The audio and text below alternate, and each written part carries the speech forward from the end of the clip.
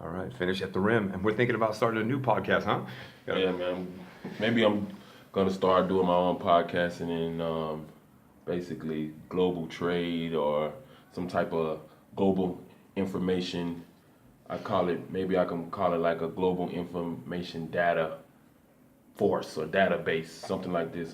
Basically, what I'm gonna be talking about is different issues dealing with global issues with trade, import, export. Basically, showing people different ways to make money in the global economy. Just say you can take Finnish salmon. If you want to take this Finnish salmon to the United States, because Finland exports a lot of their cold water fish to U.S. Basically, I'm gonna be showing you how to break those markets in. Right now, tore my Achilles yesterday. Um, Yeah. so basically, I'm going to be out for a whole year. So man, this is exciting, and this is something I'm probably going to do different. Try to see if I can get into the business world. Yeah, man. So, And that's what do you just on think? your own experience from going around to 25 different countries, which we already talked about on another podcast. But you know a ton of interesting people out here doing their own thing, doing their own path. And right now, like, the only reason I really wanted to turn on this moment, we didn't plan anything, was just, okay, this injury just happened. You're already, we tried one interview together. It's better than I thought it could come out, so that was good. And now to see you get excited about something like that, yeah, exactly. That's what it's about. You're only gone for a year, and you're going to come back and increase your value big time in a few different things. Yeah. You got a daughter that was just born 3 weeks ago, Yeah. so this is something that, it just must be a difficult. It's still a challenge in some ways because you've been used to having your able body your whole life. You've never been hurt, man. Never Yeah. significantly. No. And for a guy that's as big as you are. Yeah. So for me being a big, that's not even, I'm almost half your size. I've had 3 major injuries and a ton of other ones just from trying to keep up with guys like you. So what I mean is, it must be harder for someone like you for the first time to say, okay, I'm going to have to adjust something, but this is just a new challenge, a new chapter, and it should be exciting to kind of document. Yeah. Well, I've been looking at other players' injuries. I looked at some of these guys like Kobe. He did his Achilles. Yeah. A couple of guys, they ruptured their Achilles, and that's one of the, I think, if not maybe the longest injury besides probably the whole kneecap and ACL tear. I think Teddy Bridgewater just had his whole knee and his whole I think his knee was maybe somewhere up here by his hamstring and everything else tore up, and I think they said it may be longer than a year, but it's a significant injury. It's gonna take a long time to get back straight. I'll be 35 coming back from this. Maybe I could probably try to get into something else. Who knows? Let's see if I can get everything back to going normally and trim down a little bit. And like Sebastian said, try to get more value in the market next year somewhere. Yeah, I so was- it's not a step back. Yeah, So I mean, it I was becomes- playing, which was a step back this year. Maybe that's what it was. Who knows? The crazy part about it, I want to say yesterday that I got kicked. Oh, yeah, tell us about the injury. Yeah, I mean, I don't know. Yesterday in the game, Against the 1A team, and one you're against playing on a a 1B team. a 1B so it's a team. scrimmage before Yeah, it was a season. scrimmage. A scrimmage, against Yavanapa, and I don't know, for some reason, I went up to Yeah. Go ahead. We'll edit that out. But I went up for a rebound, and I don't know if I got kicked. I want to say I got kicked, but maybe I didn't get kicked because they say the actual Achilles injury is that. But I know for a fact, I got my leg got ran over, and the way it ran over, it just snapped it instantly. So I felt the string break, and I felt the tendon break instantly from my heel. And I couldn't do nothing but scream because when I heard the heel break, the way it broke, you could just, you go down immediately. And so they was trying to put some ice on it yesterday. I haven't iced it yet. Shit. I haven't iced it yet because I've been so, I'm like so kind of pissed off that I don't even feel it. I feel it, but I don't feel it, So my thing is just trying to get through it. I have surgery Monday, 11 o'clock. Probably going to be walking in a cast for 2 weeks. and then I'll be wearing this permanent boot probably for 4 months. Maybe I can take the boot off the first of the year, and it's a minor setback, man, for a major comeback. That's what I love how you just put that, because that's what I was trying to say to you. I'm going to repeat myself from earlier while we were talking, because I just went through this injury in the cold months of winter here in Finland, my first winter like that ever. I didn't know people in Helsinki yet. So there were some challenges, but at the same time, I just used that to say, okay, well, it's going to be extra tough, but all right, I'll do something else. I'll change, microwaves, or I'll cook stuff, or not waste my time, find things that I'll adjust my time for, and it ended up working out for me. So I can totally see how, just because so there's a downside to you having this injury because of, you're not even, the workers' comp aspect of it. You were already on this team and should be basically paid for the year. You were doing your job if you were working a construction company. But I'll say, away from that, because I do want to work for these teams in the future.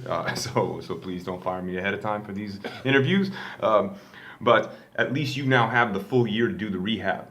So even if it's right at the beginning of the season again, you're going to be healthy by then. You're going to be able to get stuff of you moving, and people are going to see that you're in better shape or worse by then. So it's not like you're not already on path to you don't lose 2 years right now. That would be a crucial other thing if you were 34 and you had to lose half of this season, and then you wouldn't even be healthy for the beginning of the next. It's kind of tough to get on when the budgets are already stretched for somebody that we think is going to be worth a ton of money next year. I got you. So.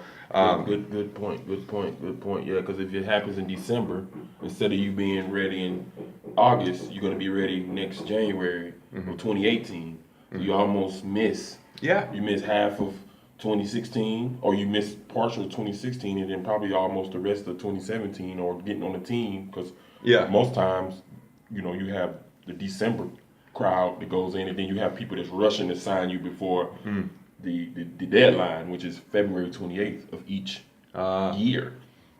So just say if I got injured December of 2016, the injury is a whole year to December 2017. And think about it. And you're not going to get on a team to do. So the first part of 2018, it's a good point. You could definitely, if you do it in the middle of the year, you're going to miss 2 years or 2 seasons, which will be a year, but it'll be 2 seasons. And the good thing for you in your situation was you've already established that you have that value. For me as a player, I said, man, I have to come back healthier and be able to show somebody on the court. I only got job offers after showing somebody I was healthy, not based on the stats I had when I was missing the ACL.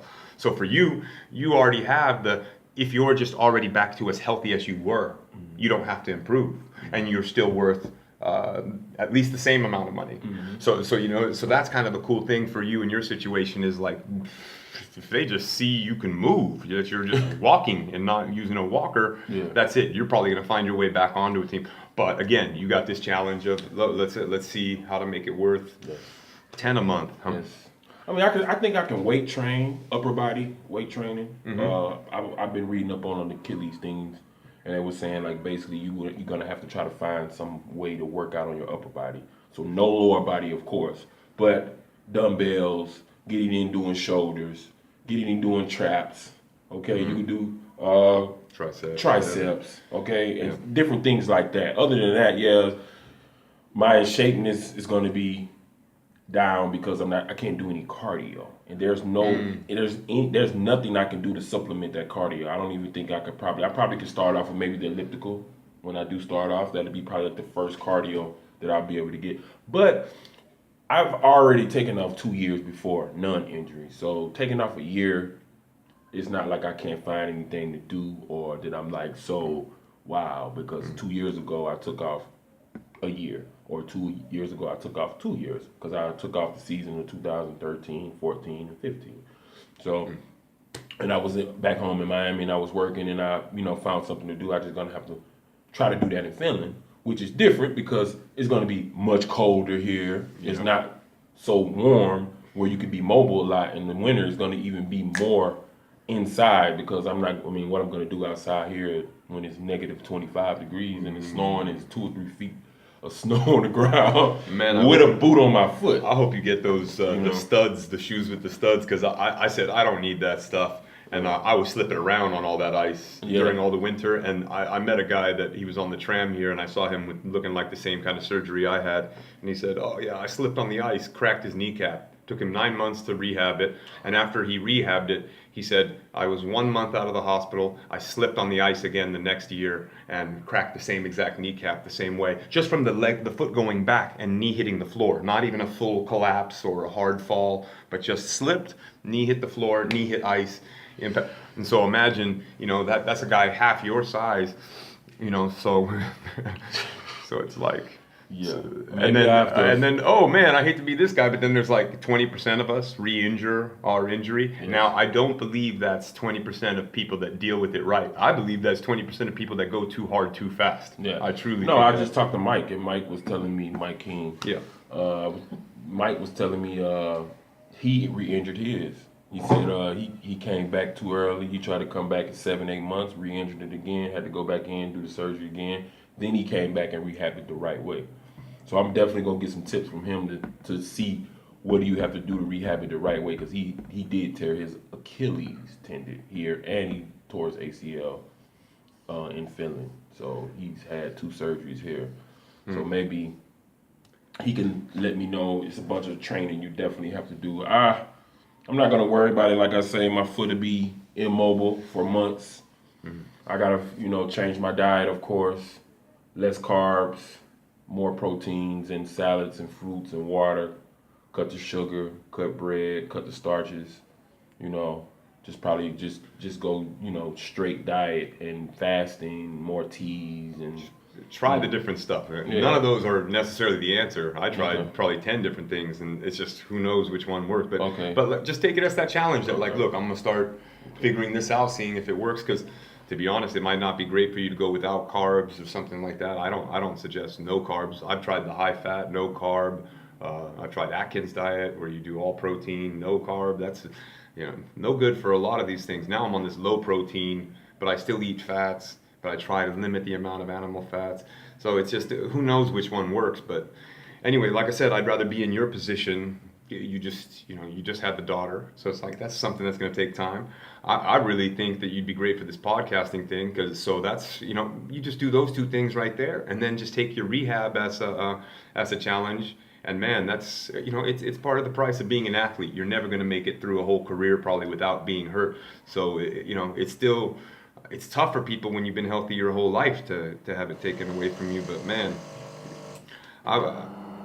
there's not many people that can go through something like this and take it as a positive. So I just see, it's not like you're missing out on too much, man. Nah, man, I'm not worried. You might enjoy the podcasting more than fucking yeah, I'm not worried, man. I mean, this is year 12, I think. I've been doing this since 2005, my first time leaving was October 9th, 2005, I believe, somewhere around there, man. So, I mean, every year consecutively leaving, going to all these countries. I mean, I was looking forward to coming to a place like Finland to finish strong, to have a closure. Anything you do, you want to have some type of closure to it. And I thought, hey, what a perfect place to have closure.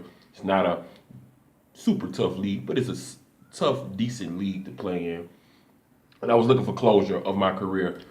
Don't have to play until I'm 40. Don't have to play until I'm, 42 or whatever. But, if I can just close out maybe one more season, that's maybe what I would be looking for. Or I could just get into something else, because at the end of the day, my health and playing with my daughter when she's 3 and 4 years old would be more, I think it's more valuable than playing basketball for a couple of €1,000. Hey, that's what we're getting paid out here right now.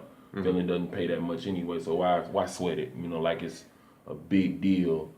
That like I'm making $1 million. I could probably make $1 million with my brain if I wanted the money. I just have to sit down and do that.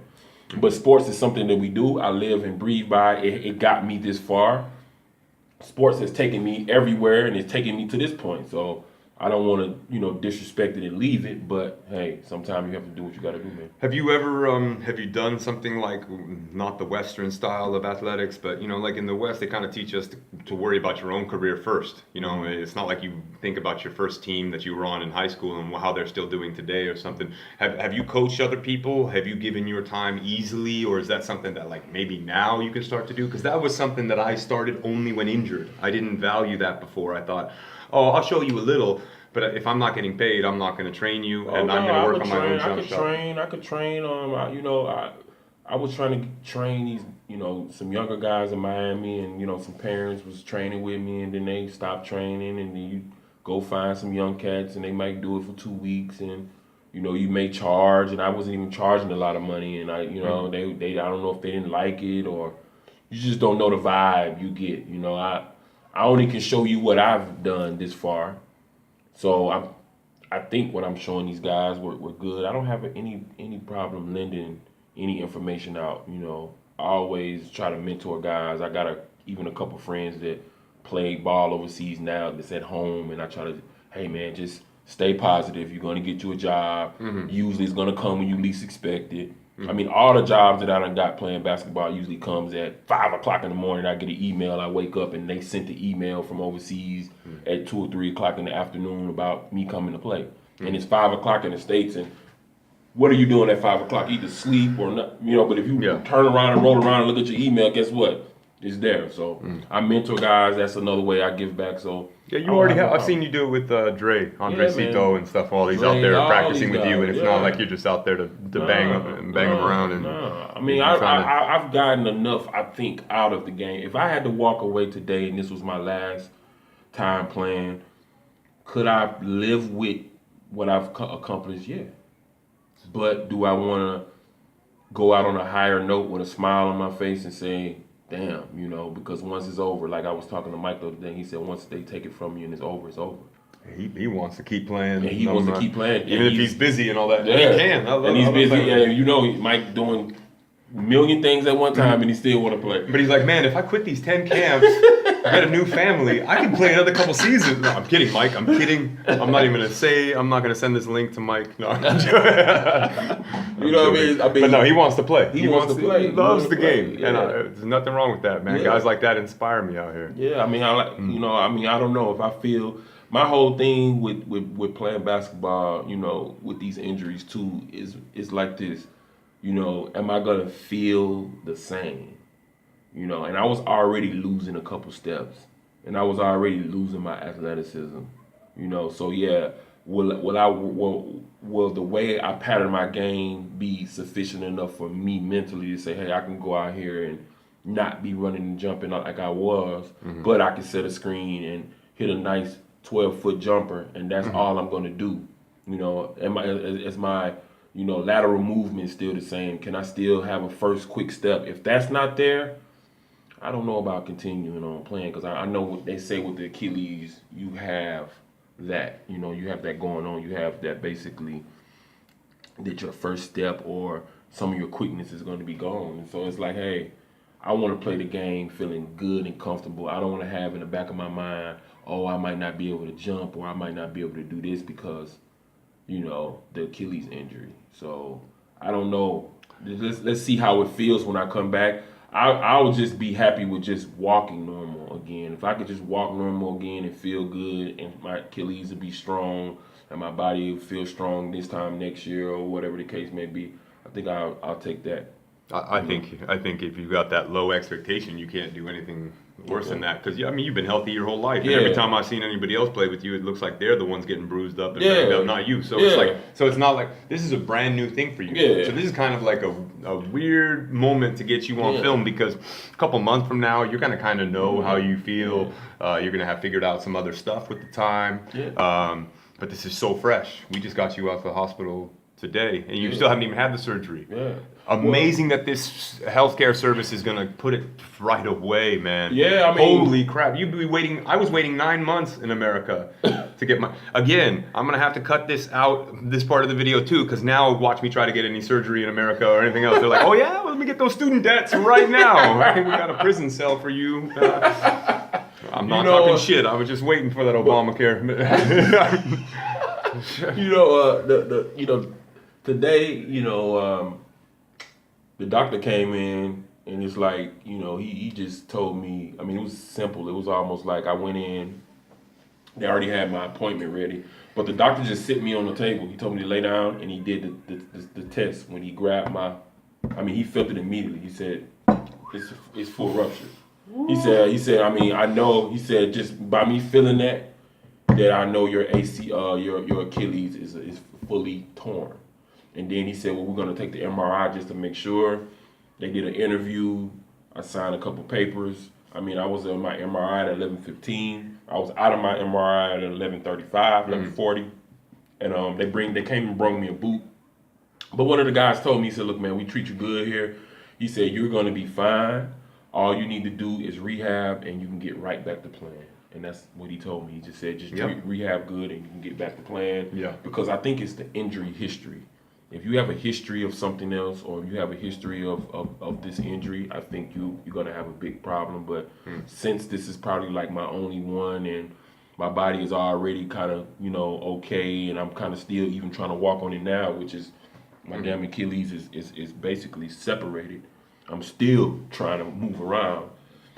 I think it'd be good. Far as my if I could find something to do, like I said, as long as I can keep myself busy, study a little bit, have a little fun here and there, just keep doing my same thing. I'm just going to be immobile a little bit. Once I just get to walking, even just by myself, normally a little bit, I'll feel better.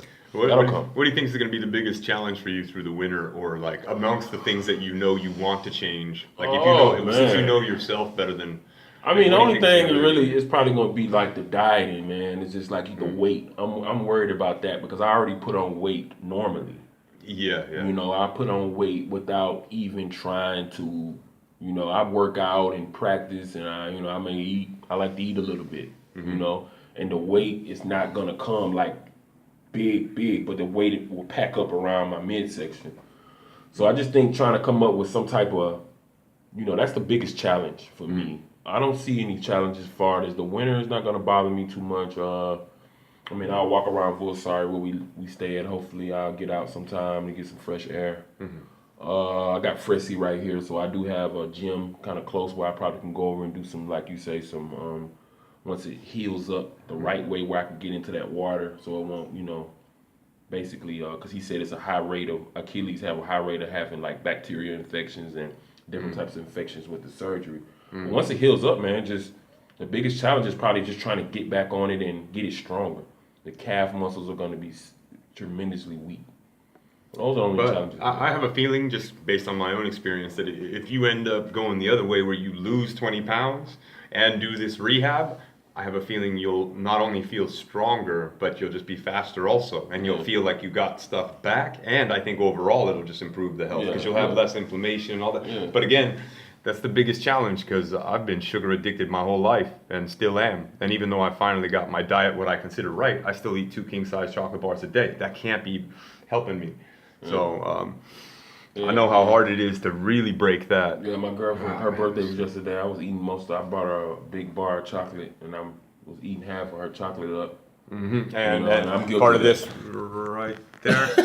this is while we have coffee, candy on the table. Yeah. Oh man, we can't even be looking at it because if we look at it, sugary, But the blueberries pie is good. That's the only thing about it is the crust. But the blueberries itself, blueberries are antioxidants, and they're pretty straight. But you had a pretty small piece. It's portion control. I think that's kind of. That's what mine is portion control with the dieting is like chicken salad, salmon, broccoli. Because I've done it before with not working out, and I've lost weight. You can eat yourself to losing weight without working out and doing stuff. You just have to get yourself on a nice diet, drinking water. All that is weight control.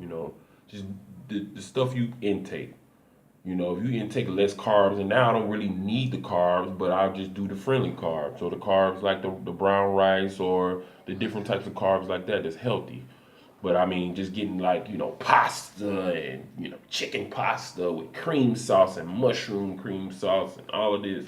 And you're eating the American-sized portion too, or what? Ah, yeah, man. Yeah, of course. You put a big thing of, you put a pot of you know, pasta and chicken on my plate, I'm probably gonna go for 2 plates. You know, I mean, it's just what it is. Yeah. I'm gonna eat one, and then that's not gonna be enough. I'm gonna say, hey man, this shit is good, and I'm gonna go get another one. You know, if I eat some spaghetti, I might get bread with it, and the bread is carbs. And if you're not working that stuff out, which I'm not, no, so it's a challenge. Those are the challenges I gotta do. You know, and I mean, I had a lot of stuff going on, man. Maybe it was the stress. I don't know what happened yesterday. From what I can remember, I'm gonna ask HL. Probably I'll call him later and ask him. But I don't think I jumped up. I think he came behind me, stepped on my back of my heel, and when he stepped on it, it just twisted it and it just popped it. And you know, it just kicked it in. When he kicked it, I just felt it. It just immediately broke, immediately snapped.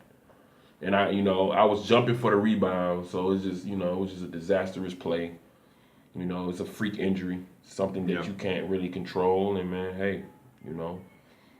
But good luck to my podcast, and maybe I'll invite Sebastian over and the other Byron over from Oh snap! Another one coming right now. We're gonna do another video with him. Yeah, we're gonna do this week. Yeah, we can get a video done with him. Maybe we should get HL in too, man. Yeah, we can get HL in. He's got a great story. Yeah, we can talk. We can get HL in and everything, man. It don't.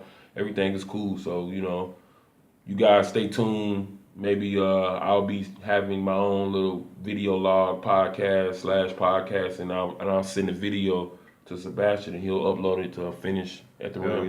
Hell yeah. Sounds good. Hey, let's just leave it right here, and then we'll come back soon, man. That was 26.